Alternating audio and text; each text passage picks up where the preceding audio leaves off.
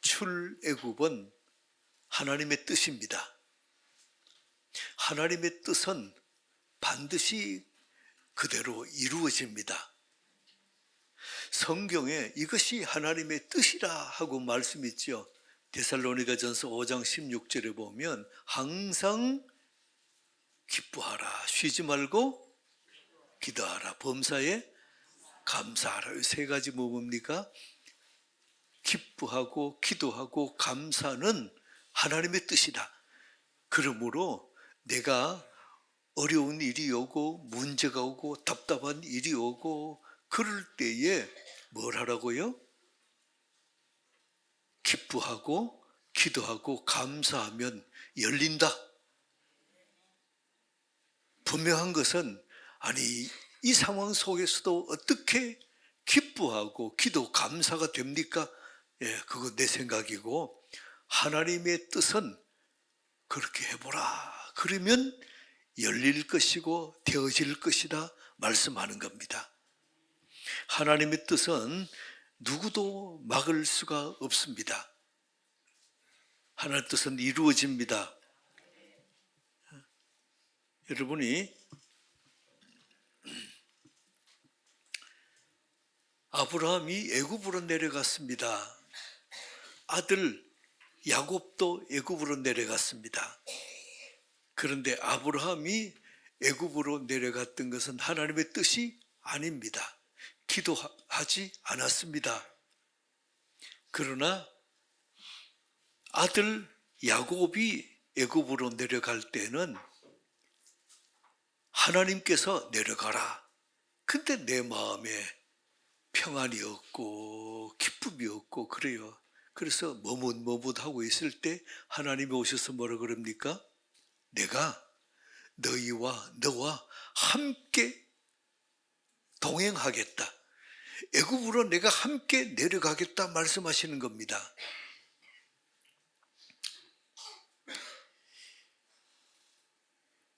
아버지 아브라함 때는 안 되고 아들 야곱 때는 된다고 하시는 겁니다. 그러면 하나님께서 우리가 하는 모든 일에 될 때가 있고 안 될 때가 있고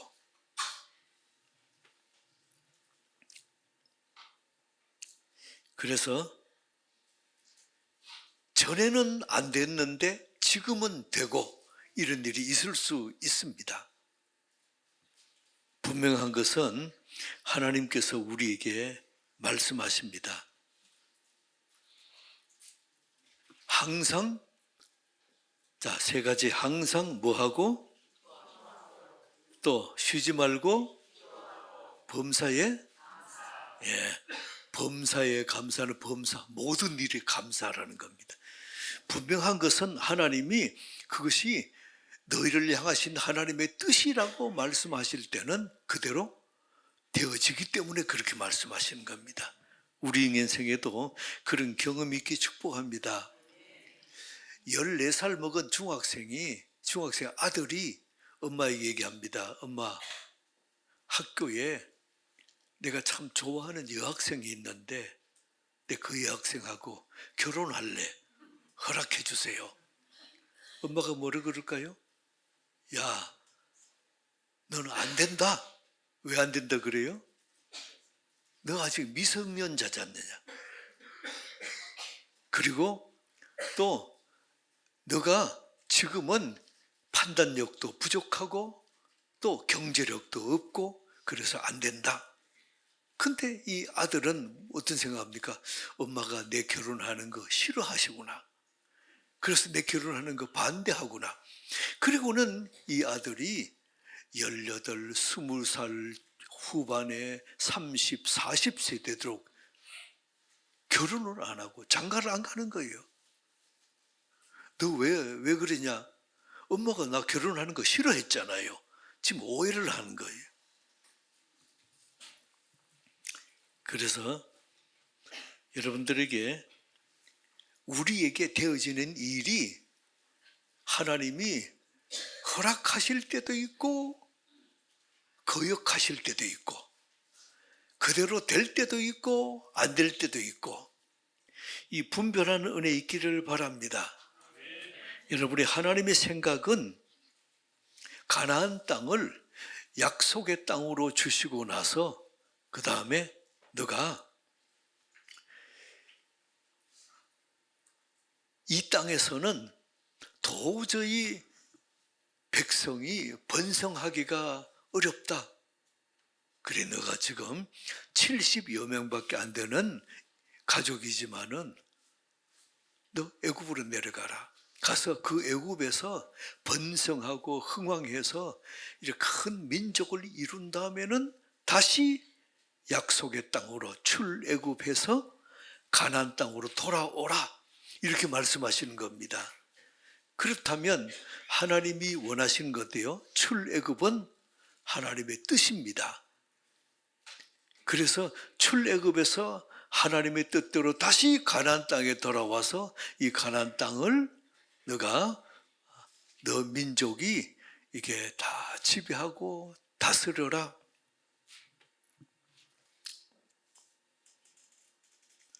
그래서 하나님은 사람들의 생각은 지금 요 70여 명이 애굽에 내려갔다가 언제 돌아옵니까? 몰라요.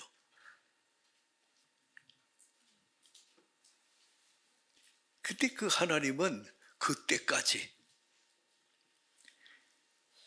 지금 430년간 애굽의 고센 땅이라는 그 이쪽에 이쪽에 한적한 곳에서 그곳에 인큐베이터 안에 이스라엘 백성을 거기 가게 해서 거기서 이제 자라게 하는 겁니다. 여기에 장정만 60만, 어린아이, 여자, 노인 다 합해서 200만 명이 될 때까지 큰 민족을 이룰 때까지 거기서 자라게 하는 거죠. 그동안에 또 이쪽에서 광야에서는 지도자 모세를 훈련시키고 있어요. 그리고 이스라엘 백성이 믿음으로 굳건히 설 수 있도록 한 다음에 출애굽, 요 지도자 모세를 보내서 출애굽해서 이제 너 약속의 땅 가나안으로 가라. 그 가나안에서 너가 이제 하나님이 약속하신 그 땅을 누리고 다스려라. 이렇게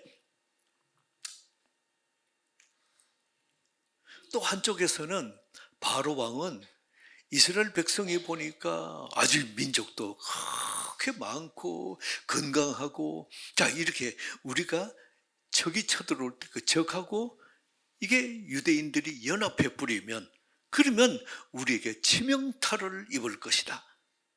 그래가지고 이거는 불안한 생각이 드는 겁니다. 자꾸 염려가 오고 불안한 생각이 들고 이렇게. 그래서 이 바로 왕이 어떻게든지 이스라엘 백성을 흥왕하지 못하도록 계획을 사요. 어떤 계획이냐? 이스라엘 백성들이 여기 고센 땅에서 이제 노예로 삽니다. 근데 보니까 아침에 일찍 출근하고 하루 종일 일하고 너무 힘들게 일하고 밤에 돌아갈 때는 밤늦게 캄캄한 밤에 돌아가는데 녹초가 돼서 돌아가가지고는 어때요? 그래서 아이를 만들지 못하도록 녹초가 되고 돌아가게 만들어요. 그 다음 또 아침 새벽 일찍이 또 나와야 되니까. 그런데 그러한 중노동 속에서 오늘 출애굽기 1장 12절 보세요. 12절 합독할까요? 시작. 그러나 학대를 받을수록 더욱 번성하여 퍼져 나가니 애굽 사람이 이스라엘 자손으로 말미암아 근심하여 그러나가 나오죠. 여러분이 하나님의 역사가 일어날 때는 꼭 나오는 단어가 그러나예요. 지금 모든 것이 내가 어렵고 문제가 있고 눈물이 있고 고난이 있는 내 현실인데 하나님부터 그러나 그다음 반전이거든요. 그러나 하나님은 그 다음에 놀라운 은혜를 준비하고 계시는 겁니다. 우리 인생의 순간순간 참 어려울 때 있었죠. 여러분 한 해를 마무리 이제 하면서 금년뿐 아니고 2년, 3년 이렇게 쭉 돌아보세요. 그동안에 눈물이 있었고 고난이 있었고 힘든 일이 있었고 참으로 남에게 말 못할 그런 어려움이 있었던 이렇게 한 해였습니다. 그런데 이젠 끝이다. 이젠 소망이 없다. 이러한 어려움도 겪을 수 있었습니다.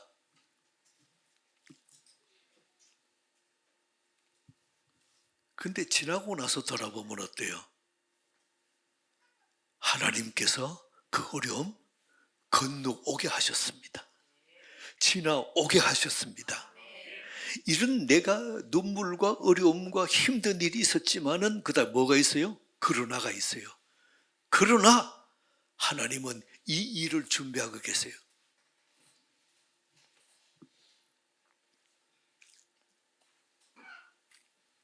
여러분이 하나님은 과거의 어려운 가운데서도 내 손을 잡고 함께 동행하고 계셨습니다. 지내온 것 하나님의 은혜입니다. 과거는 여러분이 하나님을 넣고 해석하면 해석이 돼요. 그러나 과거에 하나님을 넣지 않고 아이고 내 팔자야 하는 사람이 있어요. 그런 사람은 어때요? 과거가 해석이 안 됩니다. 내가 부모 잘못 만나서 내가 그때 그 사람 만나지 말아야 되는데 만나가지고 내가 이 어려움 가운데 참으로 내게는 왜 이렇게 교회의 그 집사님은 하는 일이 형통하고 자꾸 열리는데 내게는 왜 이리 어려움이 오는지. 그러나 하나님은 내 손잡고 함께 동행하고 계셨습니다. 우리가 좋아하는 은혜라는 찬양이 있죠. 예.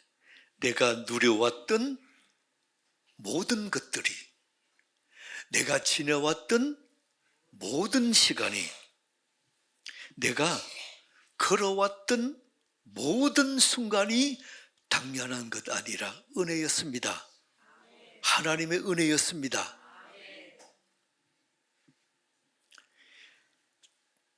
당연한 것 하나도 없었습니다. 모든 것이 뭐라고요? 은혜, 하나님의 은혜였습니다. 모든 것이 하나님의 은혜였습니다.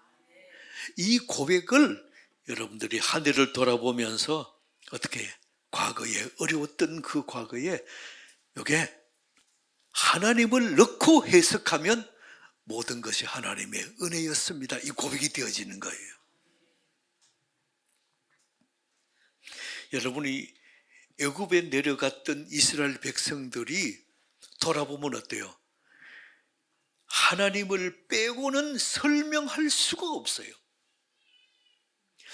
저와 여러분의 인생을 돌아보면서 인생의 역사에 하나님을 빼고는 도저히 해석이 안 됩니다. 저를 따라 봅시다. 내 인생의 지난 날은 하나님 빼고는 설명할 수가 없다. 그렇습니다. 하나님 빼고는 설명이 안 돼요. 그래서 지난 어려움과 일 돌아보면서 그때는 왜 그래 어렵고 하는 일마다 막힘이 있고 어려웠던지.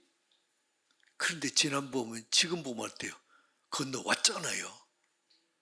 지금 보면 그게 통과했잖아요. 이유가 무엇입니까? 하나님을 넣고 해석하면 그래서 그랬구나. 이게 해석이 되는 겁니다. 한 번 더 저를 때려봅시다. 내 인생의 지난 날은 하나님 빼고는 설명할 수가 없다. 아멘. 바로 왕이 이스라엘 백성을 보니까 숫자도 어마어마하게 많지요. 몸도 계속 중노동을 하다 보니까 이게 몸도 건강하지요. 자, 그걸 보면서 두려움이 생기는 겁니다. 만약에 적이 우리나라를 공격했는데 이스라엘 백성들이 적하고 내통해가지고 한패가 되면 우리나라는 치명타다. 이런 두려움이 생기는 겁니다. 그리고 나서는 계획을 세우는 겁니다. 어떤 계획이냐? 제일 첫 번째는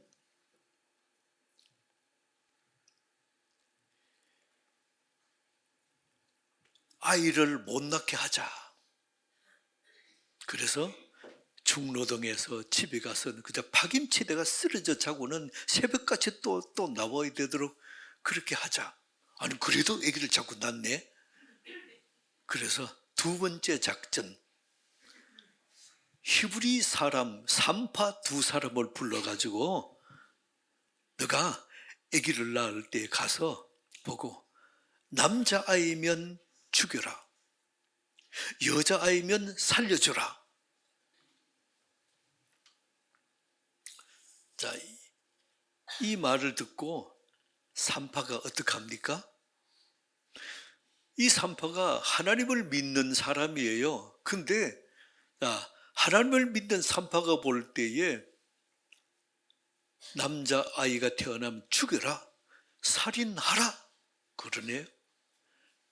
왕의 명령은 살인해라, 죽여라. 하나님의 명령은 살인은 안 된다. 자, 어느 말씀을 따라야 할까요? 하나님을 믿는 산파예요. 어디를 따라야 될까요? 죽이지 마라, 따라야지요. 근데 만약에 산파가 내가 죽일 수 없습니다. 그러면 어때요? 하나님이 그 산파라서 너 자격정지 3개월 더 심하면 자격 박탈, 더 심하면 너는 오늘 죽여. 야, 태어나는 아이 수만 명을 다 죽이라는 그 왕이 산파 두 사람 죽이는 거 간단하잖아요. 갈등도 없이 죽일 수 있어요.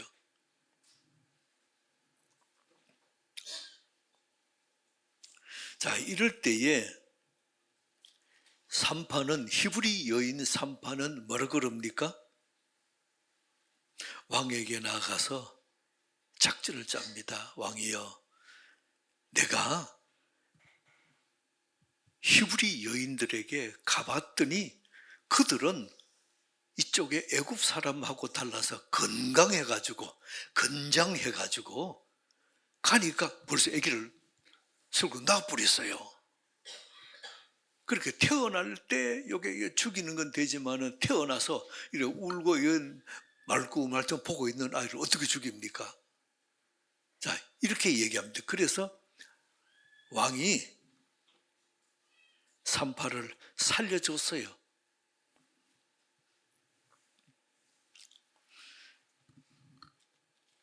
자, 그러면 산파가 거짓말했지요? 둘러댔지요?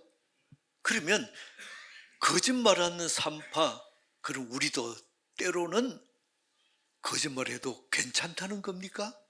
자, 이런 갈등이 생기잖아요.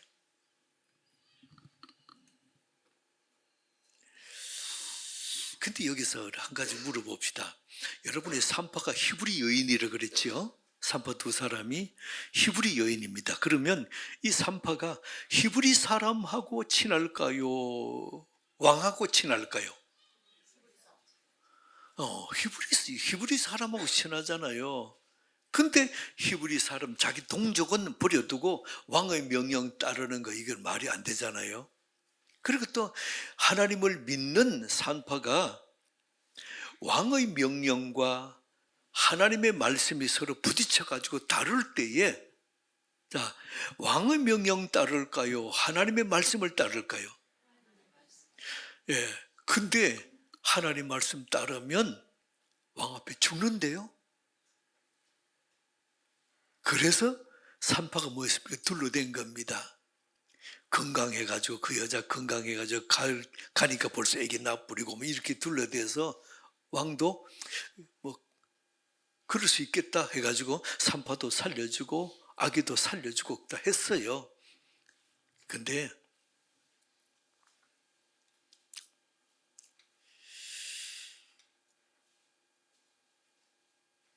이 왕이 보세요. 왕이 당시의 애굽은 세계 최강국 중에 하나입니다. 그런 강대하고 강한 나라의 왕인데 자꾸 두려움이 생기는 거죠. 히브리 민족 보니까 얼마나 강성하고 힘이 있고 숫자도 많고, 그래서 두려움으로 결정하면 잘못된 결정할 수 있어요.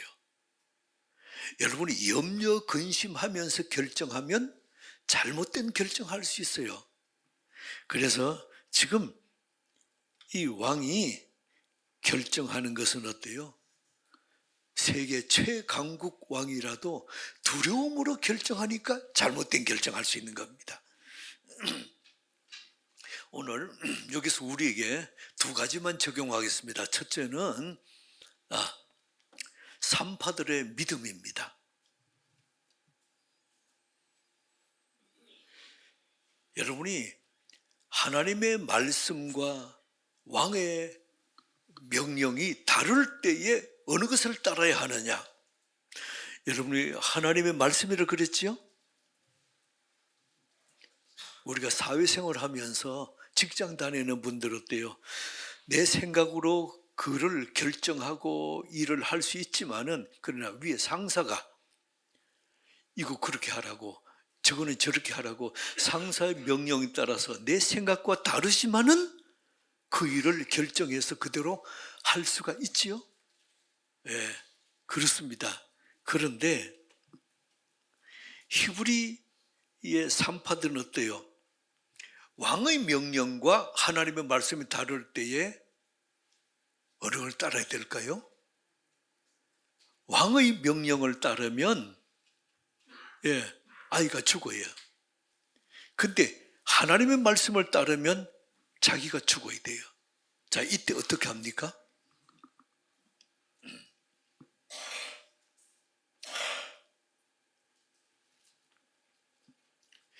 여러분이 인생을 살면서 사회생활 하면서 이런 갈등들이 여러 번 찾아올 거예요. 내가 하나님의 말씀대로 살아야 되느냐, 아니면 지금 하나님의 말씀이 아니고 세상의 법대로 직장의 상사의 명령대로 순종하고 따라야 되느냐? 자, 이제 결정하기 어려울 때가 있습니다. 자, 이때 어떻게 합니까? 하나님의 뜻과 왕의 뜻이 같으면 얼마나 간단하겠습니까? 근데 이게 달라요.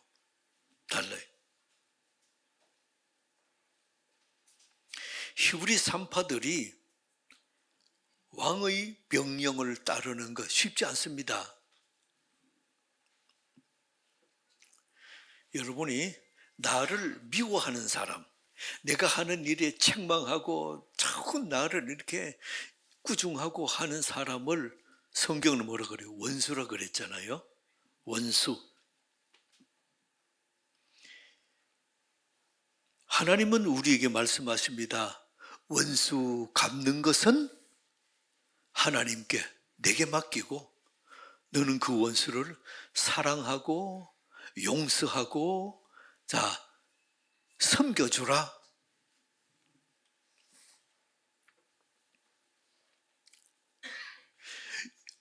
원수를 용서하고 사랑하는 거 쉽지 않잖아요. 그럴 때 믿음으로 저를 따라 선포해 봅시다. 자, 해봅시다. 그 사람 하나님께 맡겨. 속상해요. 자꾸 하는 일마다 내게 태클 걸고 너는 왜 그렇게 자꾸 그러고 그러면 어때요? 그럴 때 그 사람 하나님께 맡겨. 그러고 나서는 계속 기도하라는 겁니다. 여러분이 세상의 상사의 말씀은 있고 또 하나님의 말씀이 있을 때에 상사보다 하나님의 말씀을 따라가면 옆에 있는 사람이 와가지고 내한테 뭐라 그래요? 너는 어떻게 세상을 그렇게 사냐? 요즘도 그렇게 사는 사람들이 있느냐? 저를 따라봅시다. 삼파의 믿음을 내게 주옵소서.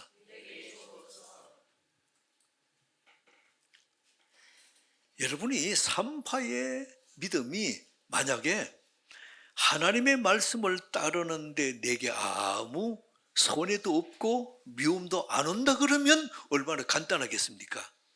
근데 이게 그런 게 아니에요.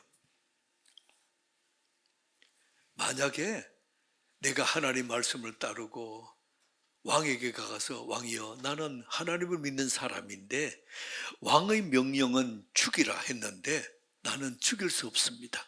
하나님이 살인하지 말라 했습니다. 그래서 아이를 죽일 수 없습니다. 당당하게 하면 우리가 얼마나 멋있어 보입니까? 그런데 왕은 뭐라 그래요? 야, 너 쟤 죽여. 그러면 간단하게 끝나는 겁니다. 그래도 여러분이 그러한 절대권자 왕 앞에서 나는 그래도 하나님 말씀대로 순종하겠습니다. 자, 그럴 수 있겠어요?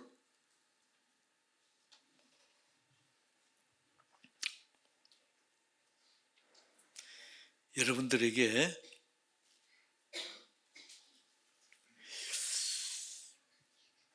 우리 힘으로는 안 됩니다. 우리 힘으로는 이게 세상에 이 질서가 있는데 이거보다도 하나님의 말씀을 따라가기 어려워요. 그래서 하나님이 우리에게 성령님을 주셨습니다. 성령님이 오셔서 새 힘을 주시고 이길 능력 주시도록 성령님을 보내주셨어요.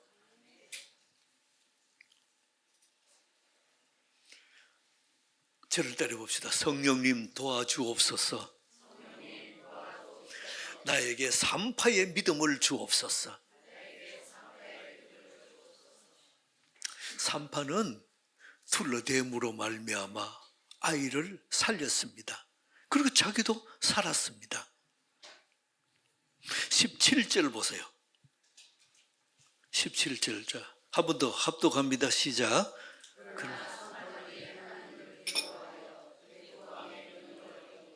살린지라. 18절.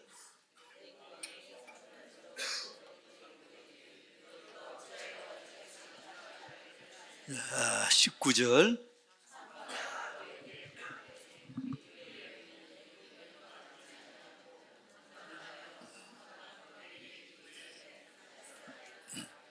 삼파가 바른 말 했습니까? 둘러댔습니까? 둘러댔잖아요. 그러면 때에 따라서 삼파처럼 우리가 둘러대도 괜찮다는 말씀입니까? 그럼 어떻게 되지요?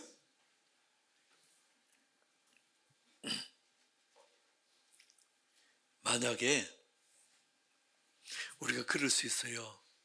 거짓말도 선의의 거짓말 할 수 있지 않습니까? 거짓말도 빨간 거짓말 있지만 파란 거짓말, 하얀 거짓말도 있는데 색깔 따지지 말고 거짓말은 거짓말입니다.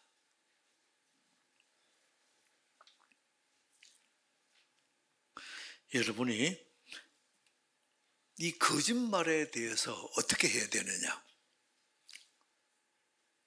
살인하지 말라, 거짓말하지 말라 두 계명이 우리가 같이 왔어요.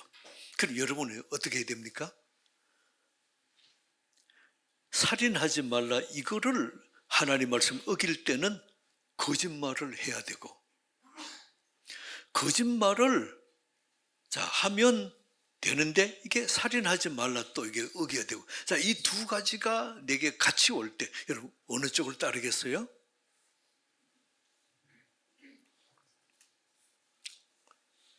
사실 이런 경우는 평생 한 번 있을까 말까 하는 참 희귀한 겁니다만은 이런 예를 들어봅시다. 자, 우리나라에 전쟁이 났습니다. 공산군이 막 이렇게 따발총을 들고 우르르 몰려다닙니다. 근데 그때의 목사님은 보면 바로 즉결심판, 바로 죽여요. 근데 제가 숨었어요. 집사님 집에 보니까 가까이 집사님 집에서 뛰어 들어가서 했는데 그 집사님이 이렇게 베란다의 창고 안에 여기 숨으라고 그 안에 이제 들어가서 문을 딱 닫고 모른 척하고 있는데 이 공산군이 여러 명이 막 문을 콱 열고 와서 이 집에 목사 뛰어 들어왔지 어디서? 근데 그 집사님이 어때요? 여기 안 왔는데요? 하면 거짓말이잖아요.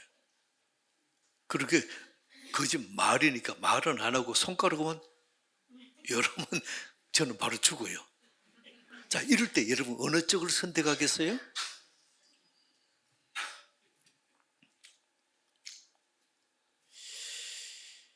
그때 집사님이 이랬다 칩시다. 제가 평소에 존경하는 목사님인데 전쟁이 나고 위험한 일이 나고 하니까 제일 먼저 토꼈어요. 그렇게 했다 그러면 어떻게 될까요? 지금 그 집사님은 베란다 그게 창고 안에 있는 목사가 숨어 있는 거 알잖아요. 근데 몰라요? 그러면 거짓말이거든.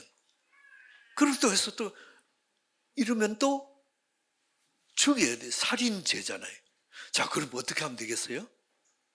여러분 이럴 때 어떤 결정을 내리면 좋겠습니까?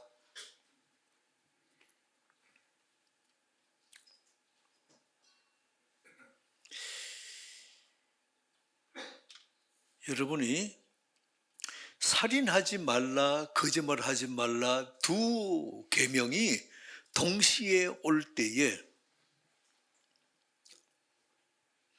어느 쪽을 선택해야 될까요? 성경에 보면 기생 라합 얘기가 나오죠.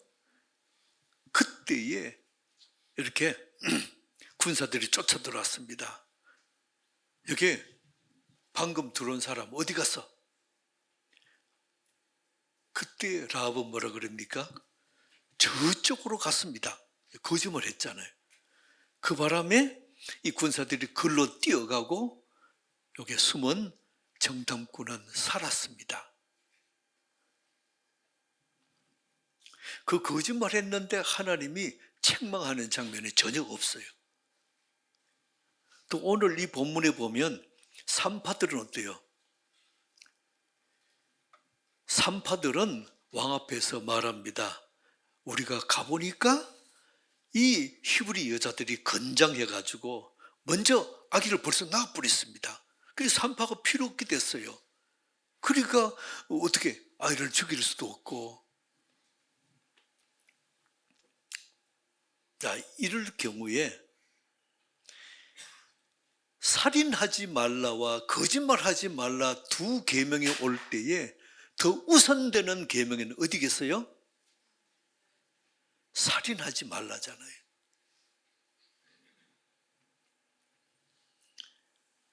그래서 우리에게도 이런 절대적인 이러한 일이 올 수도 있습니다.